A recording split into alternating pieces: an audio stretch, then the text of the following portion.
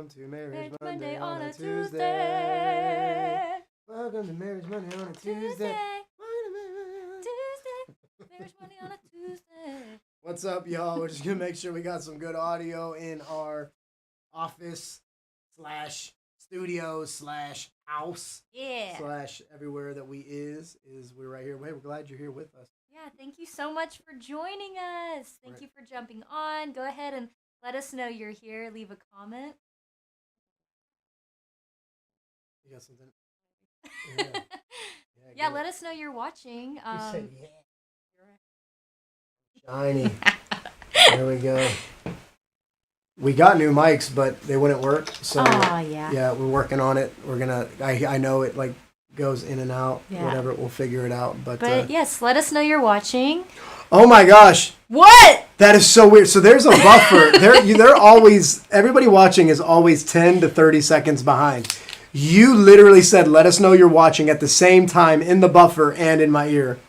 That's kind of weird. No, that was freaky, dude. So Did it sound like surround sound? No, it was creepy, dude. It was like you were talking to the future and the past you at the same time. Where we're going, we don't need roads. You don't even know what that's from. Yeah, dude. What? No.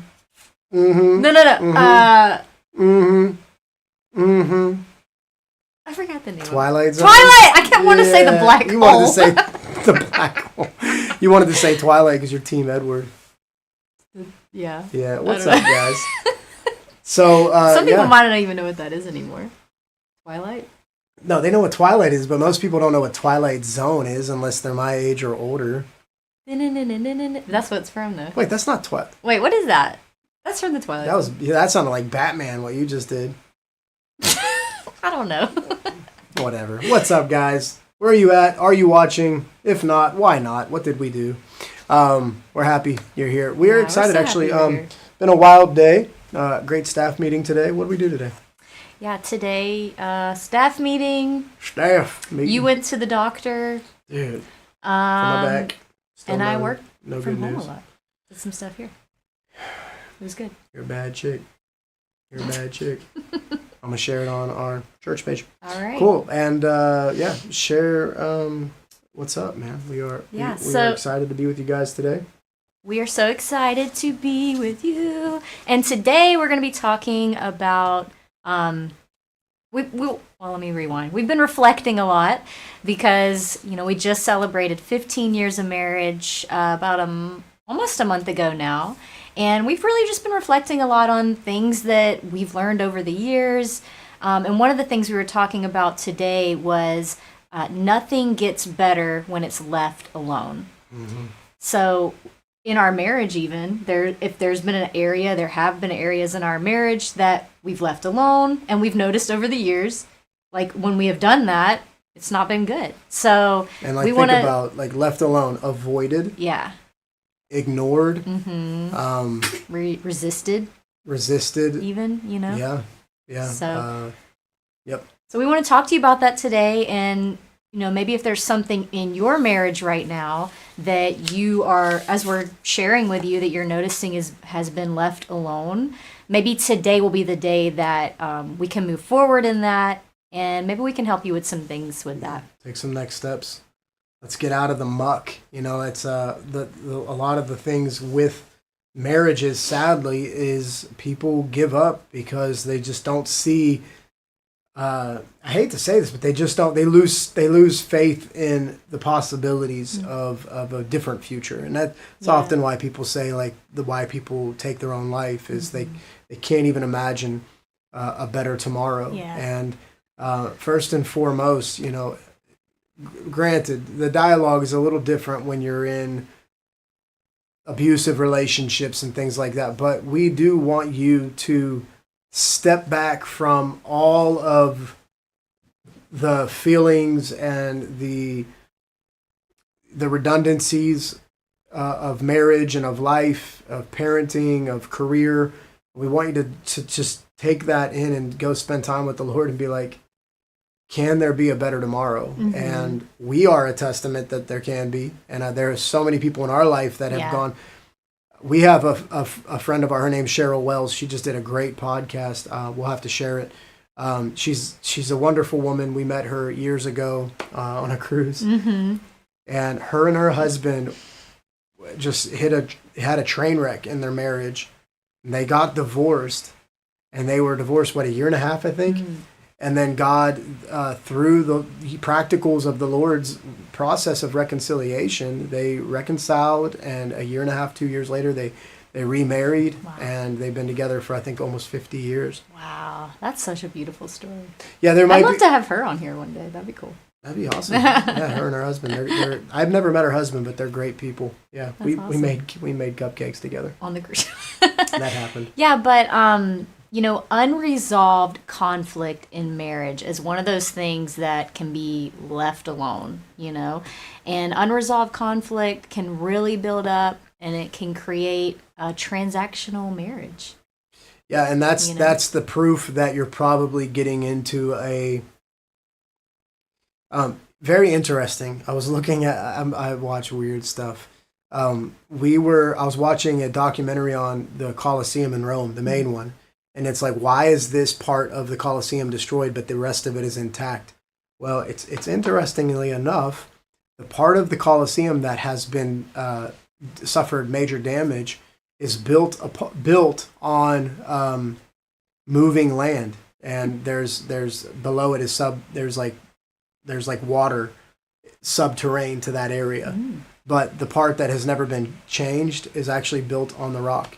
That's cool. Yeah, and it's biblical. And that's what the Bible says. Yeah, it's Build crazy. your house on the rock. Yeah, and you see this Colosseum that's Wow. over 2,000 years old, and it's still standing.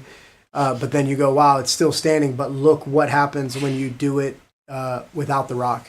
And the Bible says that those who hear my words and put them into practice, this is what Jesus said, Mm-hmm. those who hear my word and do what I say, they'll be like a person who's built upon the rock, and when the storms come, It cannot be pushed over. yeah, and the Will not fall. Bible tells us about conflict, Mm. that when you have conflict with your brother or sister in the faith, well, how much more your spouse? Yeah, that you go I think talk we to. skip over that with that verse when it comes to our spouse. Yeah. I think there's a lot of things with our spouse that we can tend to skip over that we would typically be way more forgiving and gracious of other people, but when it comes to our spouse, for some reason we have that struggle. And I think a lot of times because you get exhausted, or because you think, and it's what you Or and I can have become, thought about it, complacent. Complacent Or with content. one another because you're with each other and for so long, and you see those things, the unresolved conflict that we're talking about here, the unresolved things, or like the same fight over and over and over again, just not really changing, and that can be super discouraging. It is, and I feel bad because I know for a fact that you and I do it, and I'll say I know for a fact I do it. I know I'm not even going to talk about it because it's unresolved, and it's the same bull crap and the same thing. And I think that that's often why we give people the benefit of the doubt. Is you have someone that you've told maybe 100 times, but your spouse you've told 1,000. You have someone over here maybe you've never told him that, but you tell your spouse. But we can't give up, guys. Like the person who married you because they believed in you, because they loved you, and I think it's important to try to get back It's to a worth place. fighting for. We talk about it all the time. Fight for it. So we have Yeah. boxing gloves right here Yep. because we want to fight for it. I got the dome out, babe. I got the dome out. Let's go. What? It's shiny. She said, "You got a big brain, big head full of brain." I'm like, I don't even know if that's a good thing. Oh, you have a big brain. So we wanted to talk about like how do you and it's a sign that your marriage might be in decline. And I hate to say that word, but and this is when you're helping people. Hey, because your marriage might be great, but it's not. It's not our marriage is great, and we'll talk about this once it's in decline. No, let's put these practices into place so your marriage stays great instead of ever seeing decline. There is a way to live a marriage that doesn't see degradation. Yeah. And sorry if you can hear our neighbor's truck. He got no exhaust. He doesn't believe in exhaust. And so two of the red flags that we know from our own marriage and from other marriages that we've helped people in relationships is you start to have an accrual of unresolved conflict. And be careful because The Bible says that love keeps no record of wrong, but when conflict starts to add up, you'll start like noting all of it. He did this, she did that, he did this. Next thing you know, you're journaling how bad you hate your spouse or something crazy. And then the second is, like you said, that your dialogue becomes more transactional. So, like, hey, did you cut the grass? Or, hey, did you do the laundry? Or, hey, did you take the kids to the school? Instead of, hey, how was your day? And, by the way, do you need help with the laundry, or what's going on? Or it's just amazing how sometimes even you and I, our dialogue is so, because we work together, we live together, we build together, we do you and I, 90% of everything we do is together, and it's very easy sometimes for her and I to become transactional based. Yeah. It's very dangerous, and we're just being honest, dude. That's why we do this live stream. Well, and I think a lot of marriages that maybe feel like you're transactional, you don't want to be. Like, I think even in our heads, before our spouse comes home, we're even thinking like, oh, like I want to hang out, or maybe we could do this together, or maybe we could cook together, or whatever. But then the moment you walk through the door, it's like, I'm gonna punch you in your face. Yeah, it's all of a sudden it becomes like this war zone. Why do you look so cute on this live stream? And I hate your shirt. Why do you hate my shirt? It looks so dumb. Yet it looks so cute on you. It's ridiculous. How do you do that? What? I was wearing something the other day, and you said it looked ridiculous, but you everybody look cute. else liked it. I know, that's what I said. I tell her this all the time. I'm like, I don't like it, but everyone's gonna say you look cute. I'm sitting there looking at the video. You look so cute. I hate that shirt. I don't even know where you got that shirt. I'm mad you bought that shirt because I know you spent money on Target. I don't care. This is we banter, guys. It was on clearance. I know somebody's gonna message me and be like, you should never tell your wife you don't like her shirt. I love her. She can have whatever shirt she freaking wants. I actually appreciate his honesty, but I just don't always like. If he says he doesn't like my shirt, I'm like, if I like it, I'm like, well, sorry, because I like it. Whatever. Yeah. Hey, so we want to give you guys some tips. And we hope you'll write them down. Somebody do us a favor, put them in the comments. Try not to like look at the comments too much, because I notice when I'm like doing this and I take my glasses off because of the glare. So anyway, we just want to be present with you, connected with you. So if somebody would do us a favor and write these in the comments. But number one, to start to close the gap on unresolved conflict, to start to close the gap between that has separated transactional to relational dialogue. You want to have intentional emotional check-in. And this is foreign for a lot of men, but real emotional check-in. And I actually sent these to you as well. Great. So that way you had them in your phone if you didn't want to write them down. I like these questions, and I want to give you examples, because I think it's good for, you might go, well, I do emotional check-in. Here's a generic emotional check-in. How you doing? What's your answer? Good. Yeah. You gotta get a little more creative with our questions. Yeah. So how about this one? When was the last time that you actually felt emotionally close to me? Or when was the last time, not actually, when was the last time you felt emotionally close to me? Or that's a great question. And then how about a follow-up? What made you feel special in that moment? Mm-hmm. That is going to, like, men, I don't care. Dudes, listen. Like, steal this question right now. Write it down. Yeah, don't try to come up with your own stuff. You don't need to. You can be creative in your conversation with one another. Yeah. We want to get away from the, how are you? How was your day? Like, how was your day's good, but what else? Like, think of some more open-ended. And I hope you guys know an open-ended question is not a yes or no answer. It's you're going to have to give a sentence. You're going to have to give a little more than just good, yeah, no, okay. Like, you want to get creative with your questions. Yeah, and we want you to have to build your own dialogue. What we're saying is we're trying to give you some practical things. Now, please, you might be watching this going, we're good. Trust me. You might not be. Just try. You might not be. Try this question. Yeah. Hey, when was the last time that you felt like deeply connected, emotionally, spiritually, romantically connected? What was it? What caused that? What was it in that moment that did that?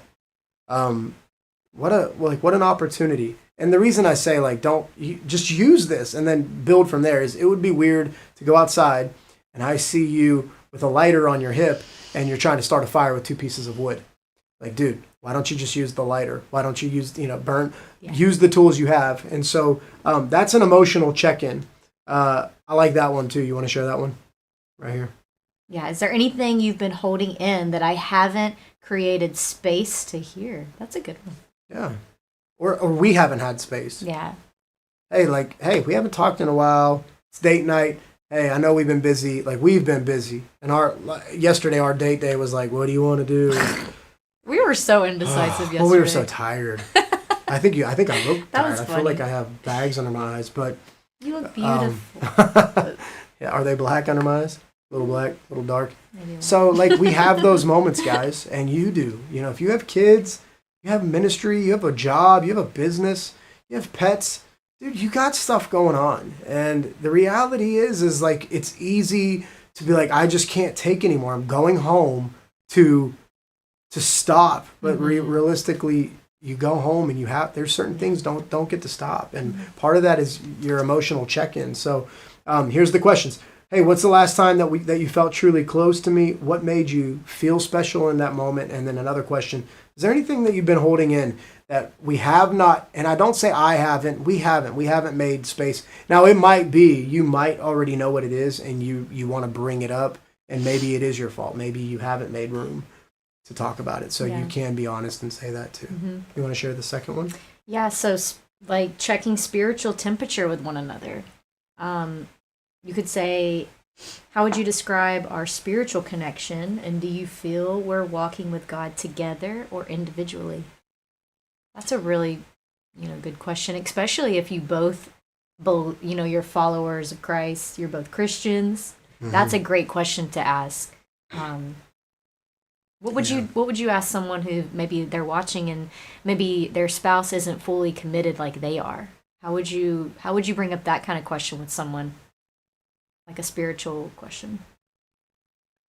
Well, if it's your spouse, and I love what Tom said. He said, I think sometimes we are harder with our spouses because we hold them to a higher standard, and I think and it's true. Like, you should know. That's a really great point. But you should know doesn't mean they know. Because remember, you should know means they should know what you're thinking about the matter rather than what they know about the matter. And so that's different. And I think that goes back to the spiritual connection. You might be like, oh, my spouse just doesn't care, but maybe they don't understand. So if I had a non-believing spouse, and that comes through a lot of ways. Maybe you ended up just getting married because you saw the potential. Maybe your spouse was a believer or a Christian, maybe even like kind of more into church and things, and then life and matter and situation happened. Maybe they lost somebody, backed off of church. Maybe they went through a struggle. Maybe they just somehow just got spiritually cold. I don't know. We're spinning. We got to swap these out. But I know, cute. But one thing I could possibly ask, and it's hard to put myself in the position because it wouldn't happen for me.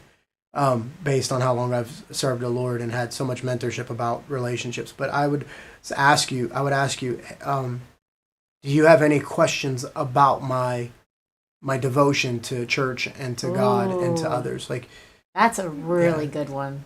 Because then it opens the door for them to ask about it, like to get your point of view, but also it opens the door for you to evangelize.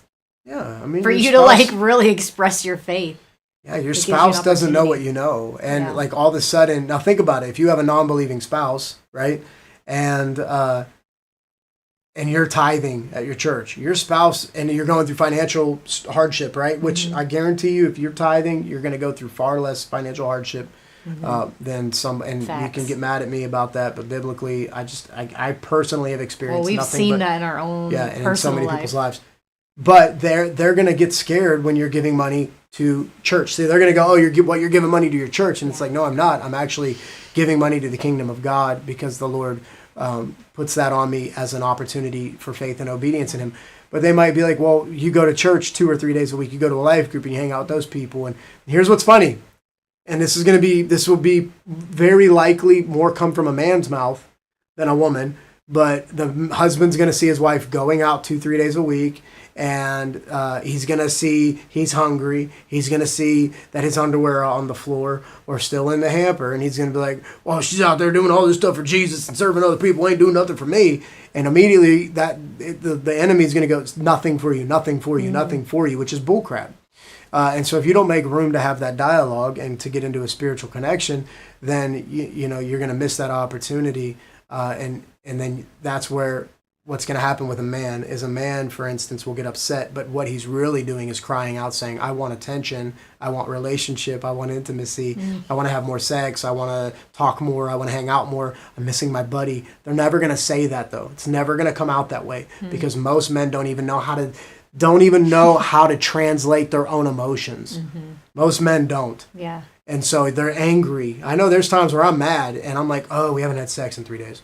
That's why I want to kill you. I love you. I need to have sex. I'm feeling disconnected. But no, most men aren't going to be like, I won't feel connected. It's not what they're going to say. Yeah. And so be smarter than that. Well, and I think this is kind of segueing, but I think this is a great thing to talk about when we're talking about men. And we learned this in one of our life groups, I believe, but men really benefit from shoulder-to-shoulder time versus face-to-face time, meaning like girls, like we get together and we talk and we stare at each other's faces and we can have like conversations that way. And it's easy for us to, majority. Like, I'm not saying. Oh my God, did you? And I'm like, get out of my face! I will punch you in your throat. And what we're saying is not like for every female and every male, but just like the yeah. majority of us, I think, where the majority of men are not going to be as easy to open up when you're staring face to face across the table having a conversation. But let's say we go hang out at like Topgolf or something, or we go bowling, or we go hiking or kayaking or something that that guy's gonna enjoy doing, like an activity. Then that's a great opportunity to have those kind of dialogues. I'm telling you. To ask those kind of questions, because it's more of a laid back, hanging out, our guards down vibe, and the guards down. You stare at us, men feel like they're in a corner. Yeah. I mean, ladies, come on. Like, it's going to hurt you to be like, I don't know how to swing a golf club. Even if you're better than them. Yeah. They're going to put their arms around you. Let me show you how to do it. Yeah. Men want to feel important, strong, valuable. They don't want to feel like it's a pass or fail.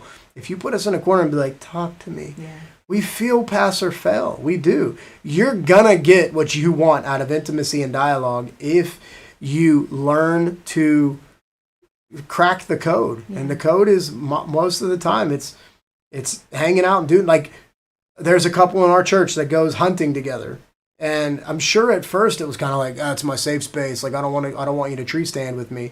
But now every once in a while the wife goes, and it's the cutest, coolest thing, man. They're bagging deer, eating together, talking together, and it's like, cool because I think I'm going to cut you off. It's all good. Go for it.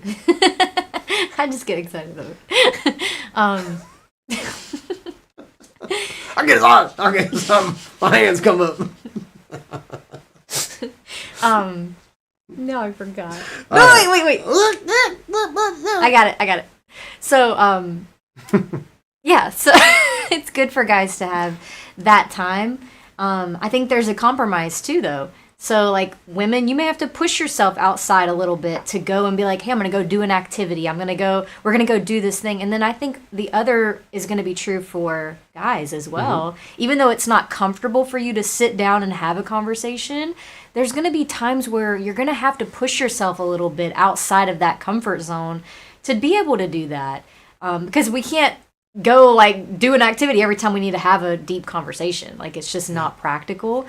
But I think there's a give and take on both sides, and I think it's important for us to both practice those things. I'm just turning that volume down just a hair. I agree, and Where's your head again? I think how's the volume, guys? It sounds like it's okay, but it looked like it was getting high. So to the point on that, and I agree, because this is how we're going to gauge our spiritual connection. If you're not going to talk about it, then you're never going to walk about it. But almost everybody learns how to do an activity, but everybody doesn't learn how to open and bare their soul. Right. And so more than likely, every woman knows how to do an activity. Our lights just went out. It's all right. They died. It's okay to yes, I believe both need to come into a place of, I wouldn't even say compromise. I would say growth. Growth. In fact, is a like, great- let's just get rid of the word compromise. I think we need to stop. Not stop. I mean, like, there are always going to be some forms of compromises, but I think there's too much emphasis that it's a compromise. Realistically, it's not a compromise. It's a maturity. Like, to talk to my wife is that makes that's sense. good. Like, your dang car talks to you. It's Right. like, check the oil, do this, do this. Like, it's stupid to become transactional, but it is very common. Yeah. Excuse me.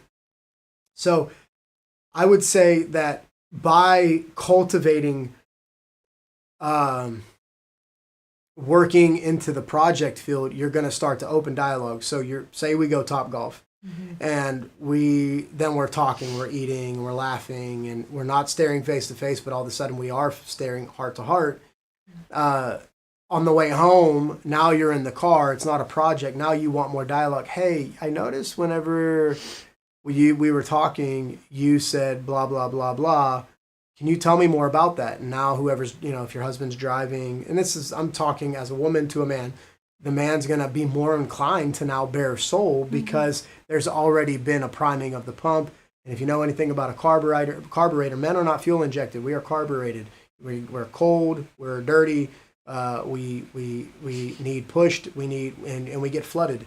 And if you flood a man, and if you know anything about carburetors, too much gas in them will flood them. And now there's not enough mixture of air and fuel and ignition to actually combust that gas. So now you got to wait for that flood to vaporize a little bit before you can actually light that balance between all of the above. So if you come at your husband, you go, talk to me, tell me this, you might flood them, and all of a sudden they react with energy and emotion that you don't like.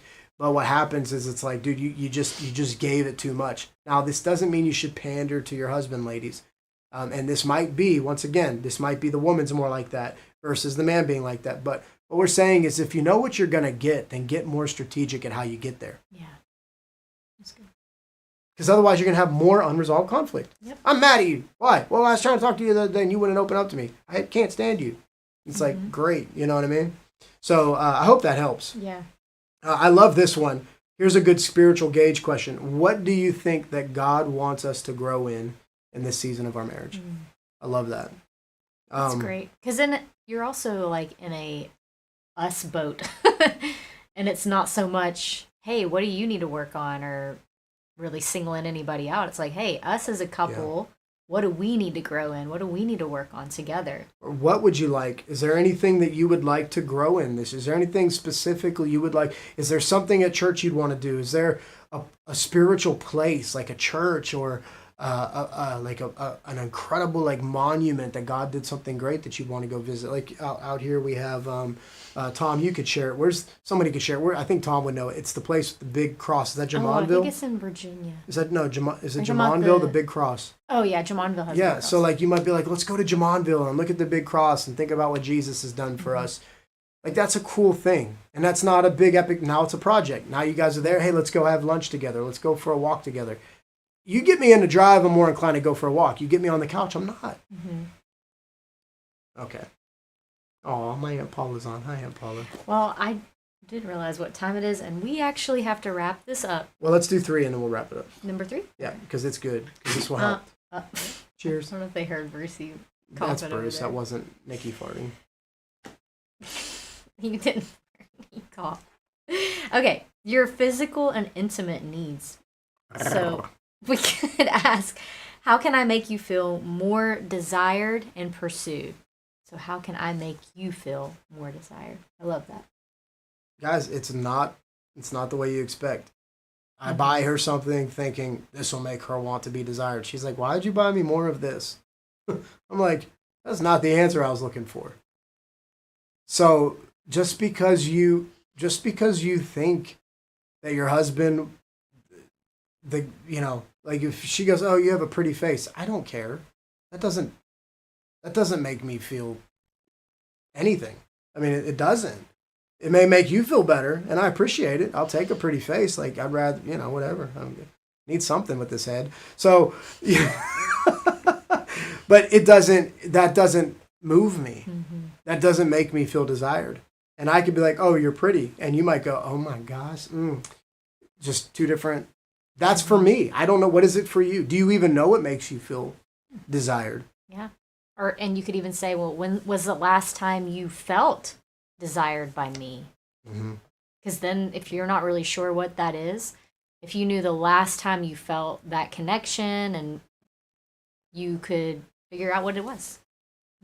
Yeah. And I mean, I'm not telling you to go back into Memoryville, but when were there times in your life where you did feel pursued, romanticized, desired? Hopefully you don't have a sinful past like her and I, but like even historically, I can be like, did you ever date somebody, or was there ever a time in your life where you felt like, man, that made me feel pursued or desired? We have those talks. I'm not telling you to have those talks, but we've been together long enough now that we can go through a Rolodex of our own moments. And she may say, oh, well, when you took me out to this, or when we did that. And it's like, oh, dang, that long ago. Now, it doesn't mean that she's not feeling desired or I'm not feeling desired regularly, but just think of it this way, above and beyond. Like, when have you gone above and beyond to share that type of intimacy? Yeah. And pursuit. And then the other question we have, and we'll wrap up with this, is there anything you wish that I understood better about what you need emotionally or physically? And I think today, for her and I, we'll probably unpack this. Like, she encourages me sometimes with my looks, and it doesn't matter to me. Like, I mean, I want to look good, I want to be healthy, but me telling her how cute she is, and trust me, I tell her a lot how beautiful she is. Probably, I hope I tell you a lot. I hope I tell you enough. But she may go, hey, you don't tell me that enough. And I'm going to consider that. So I think this is a great opportunity for you to sit down and ask those questions and kind of bear all. Yeah, that's good stuff. Well, guys, we thank you so much. Why are you looking at me? Look at them. Because I'm like seeing if you had anything else you wanted to add. Well, anything else I say, you're going to tell me we got to go. I know. We have a meeting in 10 minutes. We do have to get going. But we want to thank you guys. Do you like it? If you like it, give us some thumbs. Thumbs up. If you don't like it, give us some thumbs down. And Paula sent us some stars. I don't even know what that means, but thank you, girl. Thank you guys so much for watching. We love you so much, and again, grateful for you, man. We're just we want to be here for you. We want to show you that you can do it. You can make it, and we love you, and we believe in you, and we believe in your marriage, and that it can win. We do. Yeah, we do. Guys, we've seen it in our own lives. We've seen it, man. Yeah, we build on the rock. And we never give up. Go to your spouse, dude. Have these questions. Now, you might be watching this and you're like, screw my husband, screw my wife, I don't like them anymore. Just go ask them these questions. Yeah. And you'll be surprised what God does. Fight for your marriage. It's worth fighting for. Knock on the door. It's worth having it. Yep. So anyway, that being said, guys, if you have any questions, if you have any thoughts, any whatever ideas for an episode, or someone you want to hear from, anybody you'd like to have as a guest on our episodes, we would love to answer your questions. We would love to consider your thoughts. We'd love to hear testimonies. How are these episodes helping you? We're not doing them in vain. So to hear back from you would definitely be breath in our lungs and win in ourselves. So that being said, you can email us right there. Information's on the screen. And other than that, we love you guys. And we hope that your marriage continues to grow through these principles. Marriage Monday on a Tuesday. Monday's date night. So Tuesday we talk about it. And we're never going to talk about it on Monday because that's between us and the Lord. Amen. Yeah. All right. Awesome. Love you guys. Bless you and change your marriage. We love you this week. Bye. Peace.